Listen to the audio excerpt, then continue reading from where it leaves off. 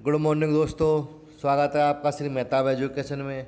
Video को start करने से पहले वीडियो को लाइक करें, शेयर करें और सब्सक्राइब करना बिल्कुल ना भूलें।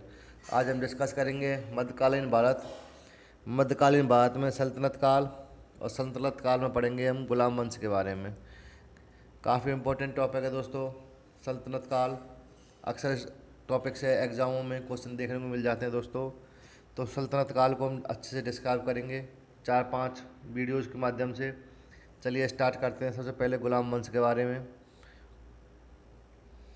गुलाम वंश दोस्तों, जिसे दास वंश भी कहा जाता है, गुलाम वंश भी कहा जाता है। एक और है दोस्तों, इसको मामलूक वंश भी कहते हैं। मामलूक, इसे मामलूक वंश भी कहते हैं दोस्तों, याद रखना। कि तुर्की भाषा में मामलूक को दास कहते हैं। तो कुतुबुद्दीन ऐबक इसके संस्थापक थे दोस्तों, गुलाम वंश के। कुतुबुद्दीन ऐबक जो थे मोहम्मद गौरी के दास थे। किसके? मोहम्मद गौरी के दास थे। पृथ्वीराज चौहान के साथ जो युद्ध हुआ था मोहम्मद गौरी का, तो मोहम्मद गौरी के साथ रहे थे कुतुबुद्दीन ऐबक। और ये तुर्क ऐबक नामक जनजाति के थे। एक तुर्की जनजाति है ऐबक, उसकी उस जनजाति के थे दोस्तों। मोहम्मद गौरी के साथ आए थे गुलाम के रूप में और युद्ध लड़ा था तराइन का, प्रथम और द्वितीय। ये थी मोहम्मद कुतुबुद्दीन ऐबक की हिस्ट्री। ये गुलाम वंश का संस्थापक था। ऐबक नामक जनजाति का था। बचपन में काजी फरुखुद्दीन अब्दुल कोकी ने एक दास के रूप में इन्हें खरीदा था। किसने खरीदा था? काजी फखरुद्दीन ने अब्दुल कोकी ने एक दास के रूप में खरीदा था। बाद में काजी से मोहम्मद गौरी ने इसे खरीदा। और जो काजी थे फखरुद्दीन अब्दुल कोकी, इन्होंने ऐबक को सारी शिक्षाएं दी थी, युद्ध कौशल की, नमाज़ पढ़ने की आदि शिक्षाएं दी थी। और इन शिक्षाओं की वजह से प्रभावित होकर मोहम्मद गौरी ने कुकी से इन्हें खरीदा था। ठीक है दोस्तों, ये थी इनकी बचपन की हिस्ट्री। ये कैसे कैसे मोहम्मद गौरी के पास पहुँचे। आगे क्या कहते हैं, इसने अपनी राजधानी लाहौर बनाई और कभी सुल्तान की पायदारी की। जब भारत को जीत लिया गया था मोहम्मद गौरी के द्वारा, मोहम्मद गौरी की कोई पुत्र नहीं थी, सिर्फ वो थे, दास थे। ठीक है दोस्तों, सिर्फ दास थे। तो दिल्ली का भारत का राजा गौरियों ने कुतुबुद्दीन ऐबक को बनाया था। ठीक है, इन्होंने कभी भी सुल्तान की पायदारी नहीं की थी। और इनके उसकी बात करें स्थापत्य कला की, तो इन्होंने बनाई एक मस्जिद कुव्वत अल इस्लाम मस्जिद बनाई दिल्ली में, कुव्वत अल इस्लाम। अजमेर में ढाई दिन का झोंपड़ा मंदिर बनाई थी कुतुबुद्दीन ऐबक ने। ढाई दिन का झोंपड़ा जो अजमेर में है, एक मंदिर को फोड़ के बनाई गई थी दोस्तों। 1206 में गद्दी पर बैठा था ये। 1208 में गौरी के उत्तराधिकारी गयासुद्दीन महमूद से मुक्ति प्राप्त कर दास्ता से मुक्ति प्राप्त की थी। गयासुद्दीन महमूद थे, उनको उत्तराधिकारी थे, चाचा उनके लड़के थे कोई भाइयों के, उनसे दास्ता मुक्ति प्राप्त की थी गौरी ने 1208 ईस्वी में। ठीक है दोस्तों, दिल्ली में कुतुब मीनार का निर्माण किसने प्रारंभ किया था? कुतुबुद्दीन ऐबक ने दिल्ली में कुतुब मीनार का निर्माण स्टार्ट किया था और इल्तुतमिश ने उसको पूर्ण करवाया था। फिर कुछ ऊपर की जो एक बिल्डिंग और बनवाई थी, वो थी वो तुगलक ने बनवाई थी। तो एग्ज़ाम में ये क्वेश्चन आया था, निम्न में से किसने ढाई दिन के अपने कुतुब मीनार में निर्माण में भाग नहीं लिया है? तो इसे इल्तुतमिश ने पूरा करवाया था। ऐबक को लाख बख्शों का कहा जाता था। लाख बख्श का मतलब है लाखों का दान देने वाला राजा कहा जाता था, बादशाह कहा जाता था कुतुबुद्दीन ऐबक को। ऐबक की मृत्यु हुई थी चौगान खेलते समय घोड़े पर गिरने से। मोहम्मद गौरी ने ऐबक को अमीर आखूर की उपाधि दी थी। मोहम्मद गौरी की जब सेना में थे ये, तो ऐबक को उस टाइम पे मोहम्मद गौरी ने दी थी उपाधि अमीर आखूर की उपाधि। ऐबक जो थे बड़ी सुरीली आवाज़ में कुरान पढ़ता था। मैंने आपको बताया था अभी, जब काजी से इन्होंने खरीदा था तो काजी ने इनको कुरान पढ़ना सिखाया था। तो बड़ी सुरीली आवाज़ में कुरान पढ़ते थे, इसलिए इन्हें कुरान खा कहा जाता था। कुरान को पढ़ने वाला, सुलह में पढ़ने वाला बादशाह। ये वक्त ने नसरुद्दीन कबूचा से अपनी बहन की शादी की थी। देखिए नसरुद्दीन कुबाचा और यलदौज दोनों ही गुलाम थे, लेकिन मोहम्मद गौरी ने यलदौज को राजा बनाया था, बादशाह बनाया था गौरी का। तो ये थी कहानी कुतुबुद्दीन ऐबक की, जिसका शासनकाल था 1206 से लेके 1210 तक का। ठीक है दोस्तों, क्रम से पढ़ेंगे तो हमें ये याद रहेंगे, इनका क्रम भी याद रहेगा, क्योंकि आगे चल के जब सल्तनत काल पढ़ते हैं, ऐबक वंश, खिलजी वंश, तुगलक वंश, लोधी वंश, तो हम इनमें क्या कन्फ्यूज हो जाते हैं। आप क्रम से आप पढ़ोगे तो आपको ये क्या याद भी रहेंगे। चलिए आगे चलते हैं। अब बात करते हैं इल्तुतमिश की। इल्तुतमिश भी ऐबक का गुलाम था। तो कभी कभी कोई एग्जाम में क्वेश्चन पूछ लेते हैं, गुलामों का गुलाम कौन थे? इल्तुतमिश थे। ठीक है दोस्तों, इल्तुतमिश जो थे, जब उनको बादशाह बनाया गया था तो बदायूं के इक़्तिदार थे। क्या थे? बदायूं के इक़्तिदार थे। और इलबेरी कबीले के तुर्क थे। कौन से कबीले के तुर्क थे दोस्तों? इलबेरी कबीले के तुर्क थे। दिल्ली को राजधानी बनाया गया किसने? इल्तुतमिश ने। लाहौर को बनाया था कुतुबुद्दीन ऐबक ने। इल्तुतमिश ने बनाया था राजधानी दिल्ली को। ठीक है दोस्तों, यह भारत में मुस्लिम राज्य के वास्तविक संस्थापक थे। इल्तुतमिश की बात करें, सभी लूट के चले जाते थे, लेकिन इल्तुतमिश ने को भारत का वास्तविक संस्थापक कहा जाता है मुसलमानों का। इसमें इन्होंने सुल्तान की उपाधि खलीफा से प्राप्त की थी। खलीफा वो पद था जो मोहम्मद पैगंबर साहब जो थे उनके नियमों से जो चलता था अरब में। तो इन्होंने जो उपाधि ली थी खलीफा से ली थी, ना कि किसी तुर्क से ली थी। ठीक है दोस्तों, ये खलीफा पद एक धार्मिक पद है दोस्तों, जो मोहम्मद पैगंबर के वंशजों द्वारा चला जाता है। यह खोखर जाति के विद्रोह को दबाने में गौरी ऐबक के साथ थे। 1206 में या यानी 4 में खोखर जाति ने विद्रोह किया था सिंध और पंजाब में। तो उनको दबाने के लिए ये इल्तुतमिश के साथ थे। इल्तुतमिश मोहम्मद गौरी उनके साथ थे। हालांकि मोहम्मद गौरी को खोखर जाटों ने झेलम नदी के तट पर मार दिया था बाद में। 1226 से लेकर 1231 तक राजस्थान में विद्रोह को दबाया। 1226 से लेकर 1231 तक ये राजस्थान में बिजी रहे। जो राजस्थान के राजपूतों का विद्रोह हुआ था उनको दबाने में बिजी रहे दोस्तों। 5 साल इन्होंने राजस्थान में लगाए। उज्जैन में महाकाल का मंदिर भी गिराया था। कभी एग्जाम में पूछ ले तो उज्जैन का महाकाल का मंदिर किसने गिराया था? इल्तुतमिश ने गिराया था। और 1231 से लेकर 1235 तक ये मालवा के विद्रोह अभियान में बिजी रहे। 1226 से 31 तो रहे ये राजस्थान में बिजी, और 31 से 35 ये मालवा के विद्रोहियों को दबाने में बिजी रहे। और एग्ज़ाम में अक्सर ये क्वेश्चन पूछते हैं। चंगेज़ खान अभी राजस्थान पुलिस में आया था। चंगेज़ खान का भारत पर आक्रमण इल्तुतमिश के काल में हुआ था। चंगेज़ खान का भारत पर आक्रमण इल्तुतमिश के काल में हुआ था। ठीक है दोस्तों, इल्तुतमिश भारत में प्रभावशाली शासक बने थे। ये था इल्तुतमिश के बारे में छोटी सी जानकारी।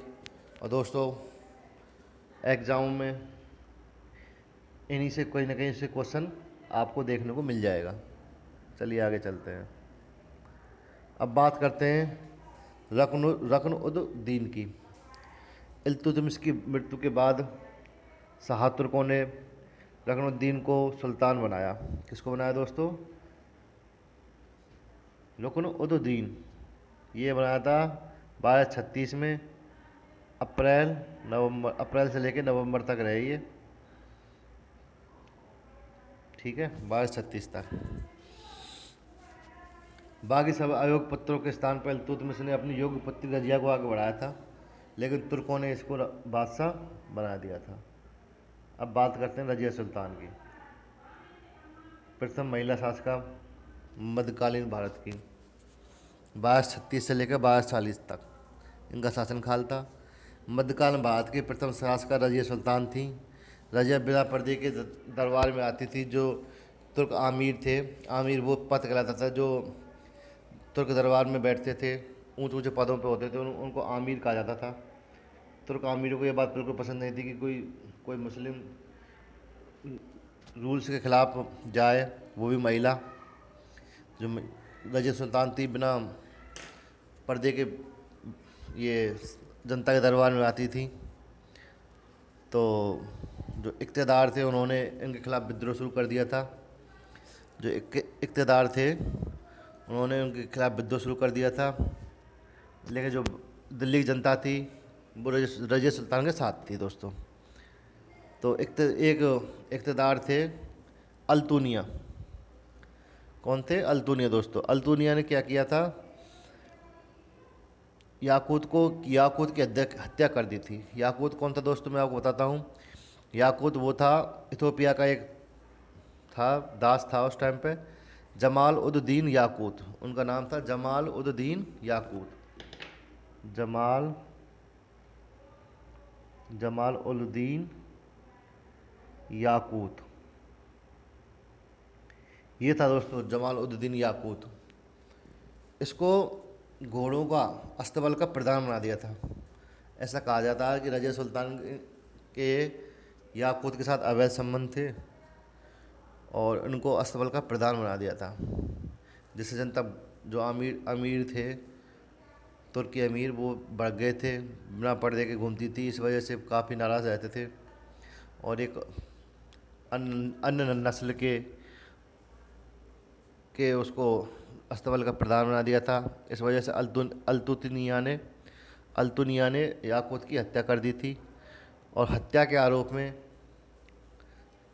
रज़िया सुल्तान को गिरफ्तार कर लिया था और गिरफ्तार करके लाहौर भेज दिया था दोस्तों।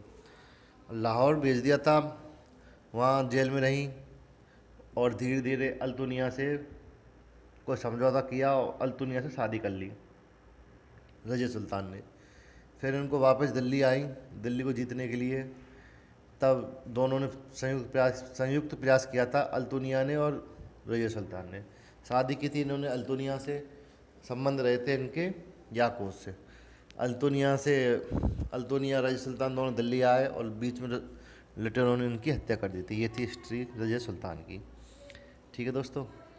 1236-40 मध्यकाल में भारत में प्रथम महिला शासक रज़िया सुल्तान बनी, बिना पर्दे के रहती थी। इथोपिया के हबशी दास जमालुद्दीन की याकूत की को अस्तबल का प्रधान बना दिया।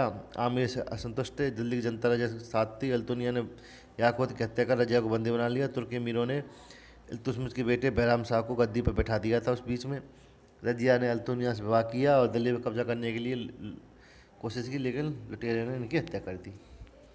ठीक है दोस्तों, चलिए आगे चलते हैं। रज़िया की पराजय के बाद तुर्कों का अमीरों का प्रभुत्व बढ़ गया। जो दरबार था गुलाम वंश का, तो वहाँ पर जैसे रज़िया की हत्या हुई उसके बाद जो आमिर थे दरबार में जो रहते थे, उनका दरबार में प्रभुत्व बढ़ गया था और इन्होंने ही फिर एक संस्था, जो संगठन था तुर्क चहलगानी, क्या थी? तुर्क चहलगानी समूह की स्थापना की थी 1940 में दोस्तों। ये हमेशा याद रखना आप। एक थे जिया उद दीन बरानी। कौन थे? आमिरी थे। जिया उद दीन बरानी, जियाउद्दीन बरानी थे। उन्होंने इस संस्था का नाम रखा था चालीसा या चहलगानी, चालीसों का समूह। हालांकि ये ना तो संगठन था कोई, ना इनकी संख्या 40 थे, फिर भी इसका नाम तुर्क चहलगानी रखा गया था, जो आगे चलकर बलबन ने इस संगठन को समाप्त कर दिया था। तो नेक्स्ट राजा बने बैराम शाह, 1240 से 1242। इनको भी बंदी बना कर हत्या कर दी थी बैराम शाह की भी। ठीक है दोस्तों। उसके बाद 1242 से 1240 बने मसूद शाह, याद रखना, 1242 से 1240, 42 से 40। तो ये एक साहब थे रुकन उद दीन के पुत्र थे, याद रखना, मैंने आपको पढ़ाया था। इल्तुतमिश के पुत्र थे रुकन उद दीन, उनको बादशाह बनाया गया था। रुकन उद दीन के ये थे पुत्र, रुकन-उद-दीन के पुत्र थे मसूद, मसूद थे, इनको ही सुल्तान बनाया गया था, मसूद शाह के बारे में पढ़ रहे हैं हम। रुकन-उद-दीन के पुत्र थे मसूद, इनको बादशाह बना गया था। लेकिन बलबन था जो आगे चल के राजा बना था, उसके बारे में डिस्कस करेंगे, बादशाह बना था। बलबन के साथ मिलकर नासिर उद दीन की माँ मलिक ए जहान के साथ मिलकर मसूद के खिलाफ षड्यंत्र रचा और उसको गद्दी से हटा दिया और बाद में बंदी बना लिया। देखिए, नासिर उद दीन थे बादशाह जो 1240 से 1266 तक रहे, और 66 से लेकर 88 तक रहे थे बलबन। तो नासिर उद दीन की माँ थी मलिक ए जहान, उनके साथ मिलकर बलबन ने षड्यंत्र रचा और रुकन उद दीन को गद्दी से हटा दिया और बंदी बना लिया। अब शासन का आ जाता है नासिर उद दीन महमूद, ये रहे साहब 1240 से 1266। ठीक है दोस्तों, नासिर उद दीन की माँ मलिक जहान ने षड्यंत्र रचकर मसूद को बंदी बना लिया। अब पढ़ेंगे नासिर उद दीन की। बलबन की बेटी से शादी की थी इन्होंने। बलबन ने क्या किया था सर, अपनी बेटी की शादी नासिर उद दीन से की थी, और इस तरह धीरे धीरे बलबन ही संपूर्ण राज्य के संरक्षक हो गए थे। उन्हीं का हुक्म चलता था, ना कि नासिरुद्दीन का। नासिरुद्दीन महमूद कठपुतली मानते थे बलबन के हुक्म चलता था दोस्तों। बलबन को नासिरुद्दीन महमूद ने अलूग खां की उपाधि दी थी। अलूग का मतलब होता है महान। अलूग खां की उपाधि दी थी दोस्तों। बलबन ही वास्तविक शासक था। बलबन ने सुल्तान को जहर देकर मार दिया था, ऐसा कहा जाता है। ठीक है, अब पढ़ते हैं बलबन के बारे में। बलबन के बारे में कुछ इंपॉर्टेंट फैक्ट्स। 1266 से 1287 शासन रहा, याद रखना। बलबन ने सिजदा पाबोस जैसे नियम बनाए। सिजदा पाबोस क्या होते हैं दोस्तों? सिजदा होता है दरबार में आकर सुल्तान के सामने झुकना, और पाइबोस होता है दोस्तों, पैबोस होता है सुल्तान के पाँव चूमना।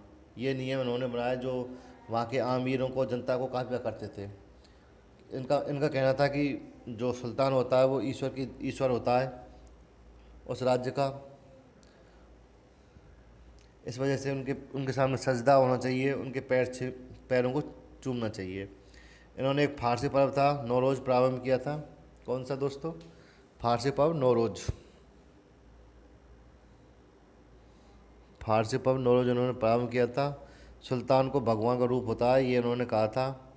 यह एहसास उन्हें बेटे और अमीरों को कराने के लिए ही ये तुम्हारे सजदा पेवोस दोनों नियम शुरू किए थे।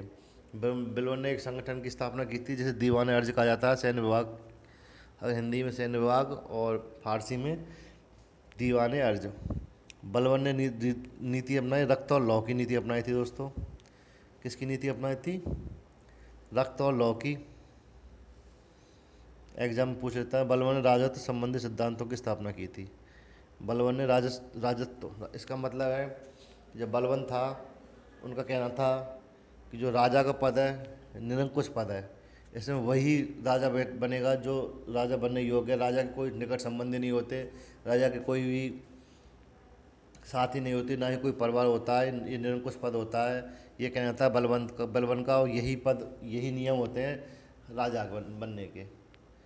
ठीक है दोस्तों, बलबन ने तुर्क के चहलगानी संगठन को समाप्त कर दिया था। बलबन ने क्या, वैसे तुर्क के चहलगानी के जो अमीर थे उनको धीरे धीरे मरवा दिया था। काफ़ी हिंसक था बलबन, अगर देखा जाए तो। इन्होंने काफ़ी मारकाट मचाई अपने जीवन में बलबन ने। तो ये इम्पोर्टेंट फैक्ट्स है दोस्तों बलबन के लिए। अब बढ़ते हैं कैकोबाद। ये भाई कैकोबाद था 1287 से, मैंने लिखा नहीं है, ये 1287 से 90। बलबन का पोता था, अय्याज किस्म का था। खिलजी मलिक ने इनको मार डाला था 90 में। भाई दिल्ली की सल्तनत काल में शुरुआत हुई खिलजी वंश की। 90 में दिल्ली को जीत लिया खिलजी ने। फिर उसके बाद खिलजी का शासनकाल शुरू हो जाता है यहाँ से, जो पढ़ेंगे हम नेक्स्ट वीडियो में। तो ये थी दोस्तों गुलाम वंश। दोस्तों एक चीज़ और बता देता हूँ गुलाम वंश के बारे में। गुलाम वंश के शासकों ने मंगोलों को हराया है कई बार युद्धों में, क्योंकि ये ज़्यादातर जो थे गुलाम वंश के राजा मंगोलों के साथ रहे हैं, तो इस वजह से उनकी नीतियों से अच्छी तरह वाकिफ़ थे। इस वजह से मंगोलों को उन्होंने पराजित किया था। तो ये था आज का गुलाम वंश के बारे में एक छोटा सा वर्णन। मिलते हैं नेक्स्ट वीडियो में, तब तक के लिए धन्यवाद। जय हिंद, जय भारत।